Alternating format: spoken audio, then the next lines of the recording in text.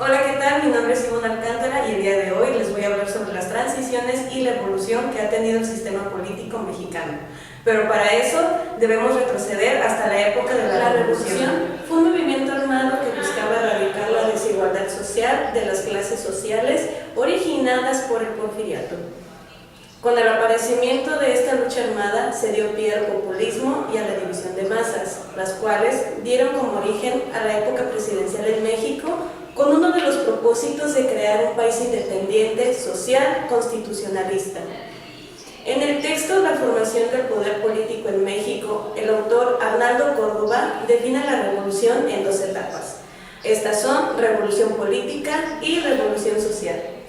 La revolución política buscaba imponer un sistema constitucionalista, mientras que la revolución social buscaba beneficiar a las clases sociales, en especial a los obreros, a quienes de igual forma se les pretendía repartir las tierras.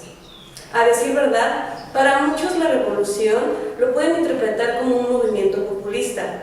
Sin embargo, este movimiento fue más bien el ligamiento y acorde de las clases sociales y las inversiones extranjeras. La realidad fue que la revolución se llevó a cabo por medio de la sociedad media y con la incorporación de la clase baja como cabeza principal. Para la revolución podemos decir que este movimiento fue un acto de ligamiento y dependencia con las bases del capitalismo bajo el seudónimo de movimiento populista. Ahora bien, este sistema populista fue la clase de movimiento que dio como origen a la época presidencial de México, con el origen del Partido Nacional Revolucionario, es decir, el PNR, comenzó la coalición de fuerzas teniendo este partido en sus primeras filas a la mayoría de los sectores obreros, campesinos y clase media. Ahora que ya hemos dado apertura al origen del presidencialismo, es el debido momento de pasar a los ciclos por los cuales ha transitado. El presidencialismo ha pasado por tres distintas etapas que han sido características y de base en la definición de un nuevo orden independiente y de organización política en el Estado. Atribuir a la Constitución de 1917 como la principal pieza iniciadora del presidencialismo mexicano, ya que ésta estableció las bases de división de poderes entre el Poder Ejecutivo, Legislativo y Judicial, además de la organización federal del Estado Nacional. La Constitución de 1917 no solamente estableció la división de poderes, sino que también fue la que reformuló las relaciones políticas hacia un régimen autoritario de poderes, dando lugar a un presidencialismo débil y de autolimitación en prácticas políticas y constitucionales. Durante 1917 y 1934, la presidencia coexistió con un Congreso fuerte integrado por distintos partidos, los cuales hacían la permanencia de un poder constitucional autoritario y de autolimitación que se encontraba bajo el régimen del Poder Ejecutivo y el Congreso. Retroceder un poco. Tomando en cuenta el origen del PNR y su evolución y consolidación en 1946 como PRI, cabe resaltar que esta etapa denominada hegemónica representó un paso importante en cuanto a la consolidación del movimiento presidencial sobre el Congreso. Ante esto, la Cámara de Diputados y el Senado buscaron romper el esquema de gobierno indiviso y unitario, puesto que el Poder Ejecutivo subordinaba al Legislativo y Judicial, y por qué no, también al Congreso. Todo esto provocó un debilitamiento en el control que debía ejercer el presidente en cuanto al sistema partidista. Así también se dio lugar al contrapeso del Congreso en los órganos autónomos y a la división de poder en un marco federalista. Este proceso de democratización fue desgastando el sistema de partido hegemónico y a la vez fue originando las reglas para un sistema multipartidista que buscaba abandonar el control de las organizaciones federales y liberar la competencia electoral. Recabando todo esto, Álvaro López Lara nos muestra en su libro Los ciclos del presidencialismo mexicano el origen de tres etapas. La primera se constituye a través de la división de poderes y la predominación de un país dominado por élites estatales y el Congreso, el cual dio como origen a un presidencialismo débil y virgen en cuanto a la estructura de una democracia. La segunda etapa, denominada hegemónica, logró consolidar un gobierno unitario, el cual se regía por un partido, o sea el PRI, y se basaba en el control electoral sobre el Congreso. mientras que la tercera etapa, y a la cual no hemos mencionado ni profundizado, surge a través del origen del multipartidismo y la abolición del partido hegemónico unitario. Nos referimos a las elecciones del 2000, cuando se le es otorgada la presidencia a Vicente Fox Quesada, candidato electo del PAN. Cabe resaltar que los presidentes surgidos de este partido, como también lo fue Felipe Calderón, se han enfrentado a la problemática de gobernar bajo un arreglo federal ya establecido, pero dejaremos este punto para hablar de ello hasta el final. Hasta el momento hemos hablado de etapas en el presidencialismo, pero si bien también hemos hecho mención del poder autoritario hegemónico y el control del Congreso a través del Poder Ejecutivo. Es momento de profundizar más hacia este tema del gobierno autoritario y hegemónico, puesto que esto ha repercutido en nuestro actual sistema político. Reforzando lo anterior, cabe resaltar que el abuso de prerrogativas constitucionales por parte del Poder Ejecutivo hizo que éste se convirtiera en el centro y mediador de todas las redes de poder, siendo este único el causante y protagonista de un gobierno indiviso que anuló por completo el ejercimiento de los tres poderes y las facultades inscritas en la Constitución. La distorsión en la soberanía electoral fue una de las causas y consecuencias del monopolio constitucionalista que durante años estuvo al mando del Poder Ejecutivo y el cual tuvo la capacidad de controlar el comportamiento de las instituciones. La hegemonía de un solo partido, el control del Congreso y la subordinación del Poder Legislativo fueron aspectos que debilitaron el presidencialismo y que sin duda también han repercutido en la actualidad para el logro de una verdadera democracia. Ahora que hemos mencionado la palabra democracia, debemos saber que el ejercimiento de este concepto ha sido el propósito principal en todas las etapas por las que ha tenido que transitar el presidencialismo. Pero, ¿acaso nos hemos preguntado qué tipo de democracia es la que hemos tenido? El autor Guillermo Donner nos muestra en su obra la contextualización de democracias delegativas, porque hablar de democracia ha sido un tema crucial durante el proceso y progreso de los sistemas presidenciales. Sería correcto comparar el sistema político mexicano como una transición de democracia delegativa, puesto que este tipo de democracia tienden a originarse en gobiernos autoritarios y problemas históricos económicos antecedentes de una determinada nación. Por si fuera poco, estas democracias se han encargado de heredar todas las fallas de los sistemas políticos ancestrales en los actuales. Las democracias delegativas se han consolidado a través de regímenes institucionales, los cuales se han encargado de convertirse en puntos estratégicos y de importante decisión en cuanto al flujo del poder político. En una democracia delegativa hay dos puntos estratégicos en cuanto al control del poder. Uno son las instituciones y el otro es el cargo del presidente. Las instituciones, en este caso, tienen la facultad de ser y organizar sus funciones mediante reglas ya establecidas, con el fin de obtener resultados favorables y adquirir, en este caso, modelos de representación, los cuales establecen una misma línea o sistema repetitivo de líderes, representantes y facultades.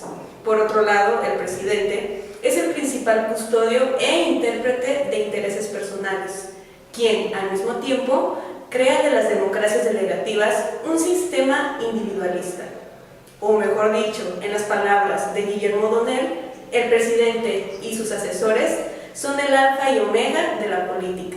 La discrepancia entre los poderes ejecutivo y judicial y la carencia de relaciones en cuanto a estos poderes han sido como resultado la insuficiencia de instituciones y gobiernos incapaces de llevar a cabo a un país hacia las transformaciones. En medida en que los fracasos y problemáticas económicas se acumulan en México, tiene que tolerar a un país presidente cuya capacidad existe en resistir un periodo ya establecido, el cual marque las limitaciones y sistemas de las próximas elecciones presidenciales, tal y como las democracias pasadas y presentes han manifestado a través del pasado autoritario del país. Ejemplo claro de esto es la gubernatura del expresidente Vicente Fox Quesada. La entrada del PAN a la presidencia puso fin a la hegemonía de un partido, pero la dispersión del poder que dio origen al multipartidismo y que llevó al PRI a su derrota, logró agotar la hegemonía en los congresos y la alternancia del poder ejecutivo. Esto trajo como consecuencia que Vicente Fox no pudiera cumplir con sus cambios prometidos en su candidatura, debido también a la carencia del poder legislativo. Uno de los principales factores que impidieron la concreción de la presidencia de Fox fue que no alcanzó el suficiente apoyo del poder legislativo en ninguna de las cámaras del Congreso, lo cual lo obligaba a consolidar coaliciones con otros partidos que le permitieran aprobar las reformas constitucionales. Los presidentes que han surgido del PAN se han enfrentado a la problemática de gobernar bajo un arreglo federal ya establecido, ocasionando que su gobernatura produzca una dispersión en el poder presidencial. O mejor dicho, en otras palabras, tanto Vicente Fox como Felipe Calderón se vieron a la tarea de gobernar bajo una democracia delegativa. Podemos aludir al gobierno mexicano como un tipo de presidencialismo autoritario, pero es momento de hablar de las transiciones por las cuales este tipo de gobierno ha tenido que sobrellevar. Dentro del presidencialismo existen diferentes transiciones que delimitan el régimen autoritario y democrático. El flujo de estas son las debidamente encargadas de establecer la liberalización y democratización de un país, para que de esta forma se logre la posible trascendencia hacia un sistema de socialización.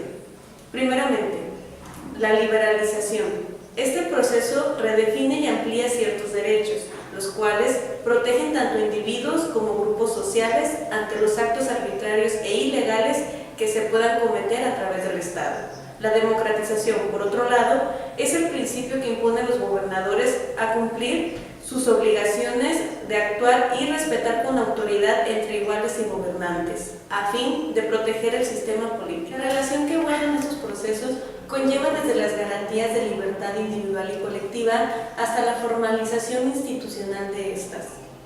La relación entre transiciones hace que se guarde en el sistema la creación de una semidemocracia, de la cual surgen dos dimensiones. La primera se dirige en la construcción de competencias partidarias y candidaturas electorales. La segunda tiene que ver con la creación eventual de mecanismos de consulta y decisión destinados a eludir la responsabilidad frente a los representantes del pueblo. El rumbo hacia la democratización implica la práctica de normas y procedimientos que al paso del tiempo se concretan y trascienden en distintos ámbitos sociales. La transición hacia una democracia política abarca la posibilidad de trascender hacia un espacio de equidad entre ciudadanos, la cual también afecta a las elecciones colectivas sin limitar ciertas posibilidades existentes dentro de un poder ya establecido. A esta transición se le conoce como proceso de socialización. La socialización tiene como fin convertir a los ciudadanos en actores dotados de iguales derechos y obligaciones, así también de abastecer sus beneficios por igual mediante los bienes y servicios que genera la misma sociedad. El socialismo pretende la igualdad tanto de los suministros como de los bienes y servicios que fomentan la participación ciudadana. No cabe duda que la socialización tiene que conllevar a la democracia, y es que a lo largo del video hemos hecho mucho hincapié de este término. Ya hemos hablado de una democracia delegativa y del control deliberado de las instituciones, pero es momento de acercarnos más a la actualidad de nuestra democracia. ¿Y qué mejor que abundar a la democracia consensual? Nos habla en su texto el poder compartido desde el autorismo mayoritario a la democracia consensual, es decir, desde nuestro enfoque, desde el gobierno hegemónico hasta el multipartidismo. En nuestro actual sistema presidencialista, el uso electoral del voto y las urnas ha sido de gran importancia en cuanto a las representaciones de nuestra presidencia. Pero aunque se nos presenta una gran diversidad de partidos y electos para elegir, cabe señalar que el autoritarismo de un solo partido sigue estando presente en nuestra actualidad. México ha dado el paso del ejercicio monopólico del poder al ejercicio de un poder compartido. Vamos a hablar más acerca de esto. Desde mediados del 50, la evolución del sistema electoral ha buscado el manejo de la competencia interna entre cámaras y grupos políticos por parte del partido hegemónico. Así también se ha buscado la organización de contar con una oposición electoral que siga legitimando el mismo monopolio del partido hegemónico. Es decir, las mismas y constantes victorias que ha tenido el PRI. Hemos tenido el surgimiento del multipartidismo, y es que no importa que tantos partidos de derecha como de izquierda surjan, el control de las instituciones y de la Cámara Electoral siempre estará presente. El pluralismo en la distribución de presidencias municipales y de gobernaturas en los estados nos está llevando a una operación política ya no mayoritaria, sino consensual, que divide y fragmenta el poder y que, por lo tanto, exige a los demás partidos arribar a acuerdos para garantizar eficacia en la gobernatura del estado y el país. Hoy en día, el ordenamiento constitucional mexicano exige múltiples consensos de múltiples actores en una multiplicidad de arenas de interacción. El poder de las instituciones se ha compartido en operaciones no unipartidistas, sino multipartidistas, por lo que podemos llegar a la conclusión de que nuestro México actual se encuentra frente a una transición democrática consensual compleja. No es una divina coincidencia que sexenio tras sexenio surge una gran gama de partidos. Veámoslo de esta forma.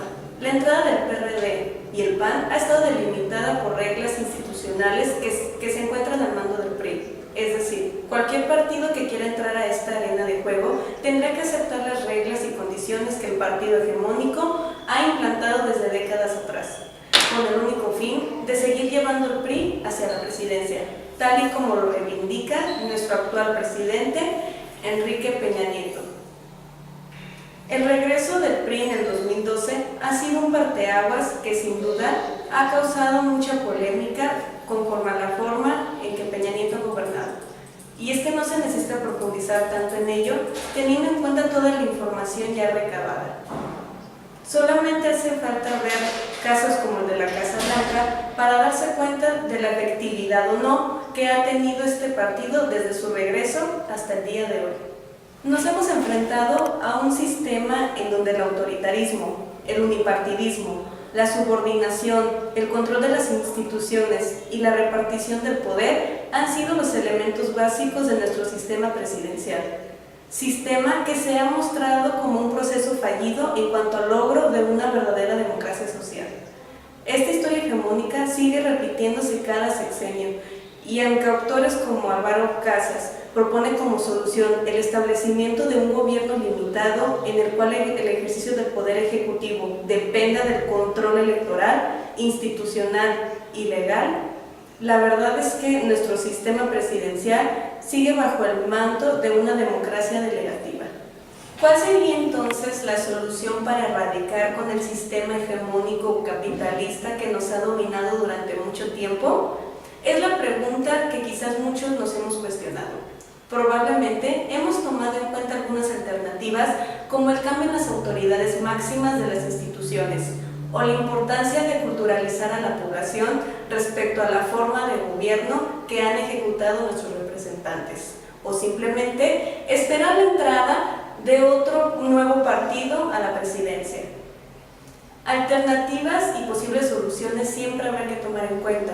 El reto por el cual se encuentra México en la actualidad es el lograr y llevar a cabo una diversidad de prácticas que logren el balance y ejecución de los tres poderes ante la soberanía electoral, de tal modo que se pueda dar origen a un sistema de balance y pluralidad democrática. ¿Hay que esperar la entrada de otro partido para dar un cambio total en la crisis presidencial en la que actualmente vivimos? Con el paso del tiempo, quizás sabremos la respuesta a esta pregunta. La importancia de este tema es saber que es necesaria la abolición del sistema autoritario delegativo que ha impedido en la sociedad el debido proceso de democratización. El presidencialismo no solo debe definirse a través de acciones e intereses personales de nuestros representantes e instituciones, sino de la participación ciudadana en cuanto a las instituciones y órganos electorales que de verdad amplíen y muestren la verdadera democracia y abolición hegemónica del país, para así poder generar un cambio no solamente político, sino social, económico y, ¿por qué no?, también cultural. Y bueno, es así como llegamos a la finalización de este tema sobre el presidencialismo y sus diferentes etapas por las cuales ha tenido que transitar. Si el video te gustó, dale like, puedes suscribirte y si quieres también puedes comentar. Adiós.